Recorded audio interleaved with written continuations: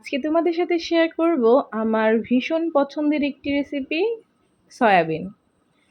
Soybean তুমি আমাকে যেভাবে রান্না করে দাও না কেন আমার সবসময় ভালো লাগে।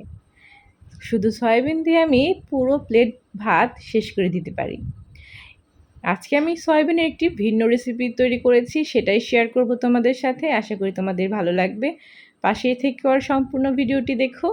দেখতেই পাচ্ছ সয়াবিন কিন্তু আমি সেদ্ধ করে নিয়েছিলাম গরম জলে ভালোভাবে সেদ্ধ করে নেওয়ার পর কিন্তু ঠান্ডা জলে কয়েকবার আমি ধুয়েছিলাম যাতে ময়লাটা চলে যায়।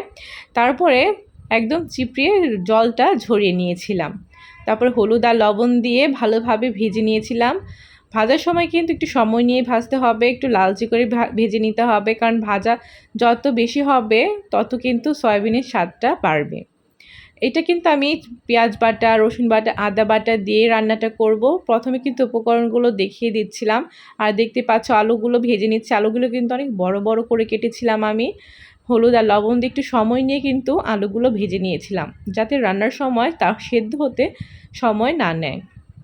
এদিকে পেঁয়াজ, রসুন, আদাগুলো কিন্তু বেটে নিচ্ছি, আর ওদিকে কিন্তু আলুটাও ভেজে নিচ্ছি যাতে রান্নাগুলো একদম তাড়াতাড়ি হয়ে যায়। তারপর কি কড়াইয়ে তেল গরম করে তেজপাতা, দারচিনি, এলাচ আর লবঙ্গ দিয়ে আমি একটু লালচে করে ভেজে পেঁয়াজগুলো দিয়ে দিয়েছিলাম। আর দেখতে পাচ্ছ পেঁয়াজটা কিন্তু একটু বড় বড় করে, মানে 4 ভাগ করে শুধু এগুলো ছাড়িয়ে নিয়েছিলাম। তারপর একদম হালকা করে ভেজে নিয়েছিলাম। তারপরে পেঁয়াজ বাটা, আদা বাটা, রসুন বাটা দিয়ে একটু ভেজে নিচ্ছিলাম যাতে কাঁচা গন্ধটা চলে যায়।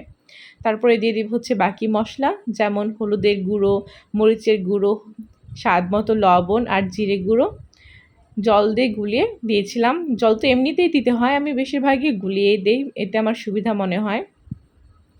তারপরে মশলাটা ভালোভাবে কষিয়ে নেব যে পর্যন্ত তেলটা উপর দিকে না উঠে আসে। আমি কিন্তু সয়াবিন আর আলু ভাজাটা আগেই দিয়ে দিব, মশলাটা ভালোভাবে কষানোর সময় কিন্তু দিয়ে দিব, যাতে মশলাটা কষানোর সময় এগুলোর সাথে কষানোটা হয়ে যায়। আর সাথে কিন্তু কয়েকটা কাঁচা লঙ্কা ফালি করেও দিয়েছিলাম। দেখতে পাচ্ছ মশলাটার সাথে কিন্তু আমি এগুলো ভালোভাবে মিশিয়ে নিচ্ছি, যাতে মশলাটা কষানোর সাথে সাথে এগুলো সয়াবিন আর আলুটাও মশলাটার সাথে কষানো হয়ে যায়। এতে করে কিন্তু সয়াবিনের ভেতরে মশলাটা মানে ভালোভাবে ঢুকতে পারে। আর এতে কিন্তু সয়াবিন খেতে আরও ভালো লাগে, কারণ সয়াবিনের ভেতরে যদি লবণ কিংবা মশলা না ঢুকে তাহলে কিন্তু সয়াবিনটা একদম খেতে ভালো লাগে না। তাই আমি যখনই রান্না করি চেষ্টা করি যখন নাকি মশলাটা কষিয়ে নেই তখনই সয়াবিনও সাথে সাথে কষিয়ে নিই। অনেকক্ষণ সময় নিয়ে আমি কিন্তু মশলাটা কষাচ্ছি। সয়াবিন খেতে কে কে পছন্দ করো অবশ্যই কিন্তু কমেন্টে জানিও। এইভাবে সয়াবিন রান্না করলে কিন্তু একদম মাংসের মতো স্বাদ হয়, ভীষণ মজা লাগে। তোমরা কেউ এভাবে সয়াবিন রান্না করে খেয়েছো কিনা অবশ্যই কিন্তু কমেন্টে জানিও। এই যে দেখতে পাচ্ছ কষানোর পরে কিন্তু আমি ঝোলটা দিয়ে দিয়েছি। ঝোলটা কিছুক্ষণ জাল করে নিলেই কিন্তু আমার রান্নাটা একদম কমপ্লিট। আর সাইডে কিন্তু আমার মাছও রাখা আছে, কারণ এটা রান্নার পরে কিন্তু আমি মাছের চচ্চড়ি রান্না করব, আর ওইটা অলরেডি আমার কোজাগরিতে দেওয়া আছে।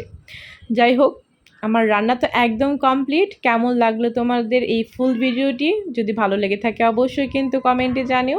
আর ফুল ভিডিওটি দেখার জন্য তোমাদের অসংখ্য অসংখ্য ধন্যবাদ। টাটা।